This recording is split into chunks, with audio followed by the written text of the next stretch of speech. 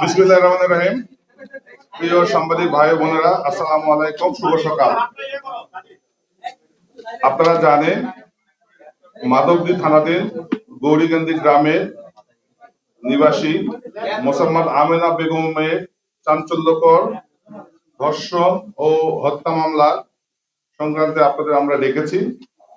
আপনারা ইতিমধ্যে জেনে গেছেন যে এখানে একটি মর্মান্তিক হত্যাকাণ্ডের শিকার হয়েছে ভিকটিম আমেনা বেগম। এরই ধারাবাহিকতায় তার মা ফাহিমা বেগম বাদী হয়ে মাধবদী থানায় এজাহার দাখিল করলে থানা পুলিশ তৎক্ষণাৎ সংবাদ প্রাপ্ত হয়ে ভিকটিমের লাশ উদ্ধার পূর্বক প্রয়োজনীয় আইনগত ব্যবস্থা গ্রহণ করেছে। শ্রদ্ধা তৈরি সহ মৃতার লাশের পোস্টমর্টম সম্পন্ন হয়েছে এবং বিধি মোতাবেক তা পরিবারের কাছে হস্তান্তর করা হলে তাকে দাফন করা হয়। এজাহার প্রাপ্তি সাপেক্ষে এজাহারের নাম ছিল 9 জন আসামি। এর সাথে ধর্ষণ এবং খুনের সাথে জড়িত ছিল 4 জন। এছাড়াও এই ঘটনাকে কেন্দ্র করে সালিশ বৈঠকে জড়িত ছিল আরো 5 জন। টোটাল 9 জন আসামি নাম এজাহারভুক্ত ছিল। তাদের মধ্যে আমরা 4 জন ধর্ষণকারীকেই গ্রেপ্তার করতে নরসিংদী জেলা পুলিশ সক্ষম হয়। পাশাপাশি যারা সালিশ করেছিল তাদের মধ্যে আমরা 3 জনকে ইতিমধ্যে গ্রেপ্তার করেছি। অর্থাৎ ধর্ষণ এবং খুন সহ সালিশ যারা করেছে মোট আসামি ছিল 9 জন। তার মধ্যে আমরা 7 জনকে গ্রেপ্তার করতে সক্ষম হয়েছি। এ বিষয়ে আমরা তদন্ত অব্যাহত রেখেছি। খুনের মোটিভ সহ অপরাপর কোনো ঘটনা থাকলে সে বিষয়ে উদ্ঘাটনের জন্য জেলা পুলিশ নরসিংদী কাজ করে যাচ্ছে। আশা করছি আপনাদের সহায়তায় এই খুনের প্রকৃত রহস্য উদ্ঘাটন সহ আসামিদের আমরা বিজ্ঞ আদালতে সোপর্দ করতে পারবো এবং তাদের দৃষ্টান্তমূলক শাস্তি হবে বলে আমরা বিশ্বাস করি। ধন্যবাদ আপনাদেরকে।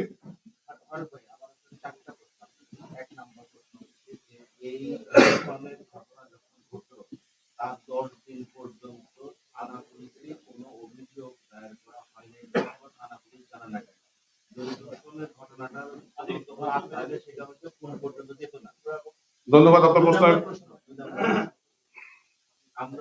ভালো হয় না। ধন্যবাদ। আপনারা জানেন যে এ সংক্রান্তে 10 ফেব্রুয়ারি 2026 তারিখে ধর্ষণের ঘটনা ঘটেছে বলে আমরা জানতে পেরেছি, এজাহারে উল্লেখ আছে। সে সংক্রান্তে থানা পুলিশকে তার অভিভাবক অথবা এলাকাবাসীর পক্ষ থেকে জানানো হয় নাই বিধায় পুলিশের নজরে আসে নাই।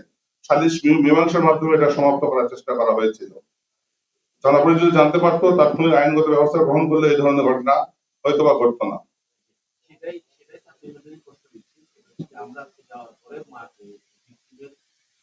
বাবা এবং মা অভিযোগ করেছেন যে আসামি পক্ষ 2000 টাকা করে 8000 টাকা উঠিয়েছে। সেই 8000 টাকা এই মীমাংসার জন্য দেওয়া হয়েছে এবং সেই মীমাংসার টাকা ওইখানকার গ্রাম পুলিশের সদস্য এই বিষয়টা আপনারা না, আমরা এটা শুনেছি, আমরাও শুনেছি। এটা তদন্তাধীন বিষয়, আমরা তদন্তে বের হয়ে আসবে। যদি এটা কাজ কেউ করে থাকে তাহলে আমরা তার বিরুদ্ধে আইনগত ব্যবস্থা নেব।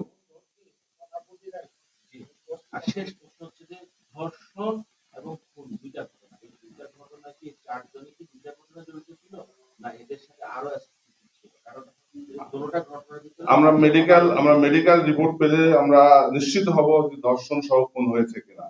মেডিকেল রিপোর্ট প্রাপ্তি সাপেক্ষে আমরা এই বিষয়ে আইনানুগ ব্যবস্থা গ্রহণ করবো। এর সাথে যারা জড়িত ছিল তাদের বিষয়ে আমরা মামলায় নিয়ে এসে তাদের বিরুদ্ধে আমরা অভিযোগ করতে পারি। আপাত দৃষ্টিতে আমাদের মনে হয়েছে যে 4 জন যে তাদের নাম এজাহার দিয়েছে এদেরকে আমরা সাসপেক্ট হিসেবে ধরেছি। তদন্ত সাপেক্ষে বলা যাবে তারা আসলে এরাই ছিল না আরো কেউ সাথে ইনভলভ ছিল। মাত্র তো আমরা নিয়ে আসছি গত রাতে, গভীর রাতে আমরা জিজ্ঞাসাবাদ করছি। আমরা তাদেরকে রিমান্ডের প্রেয়ার দিব। রিমান্ড নিয়ে এসে আমরা আজকে প্রেয়ার দিব, রিমান্ডের প্রেয়ার দিব বিজ্ঞ আদালতে।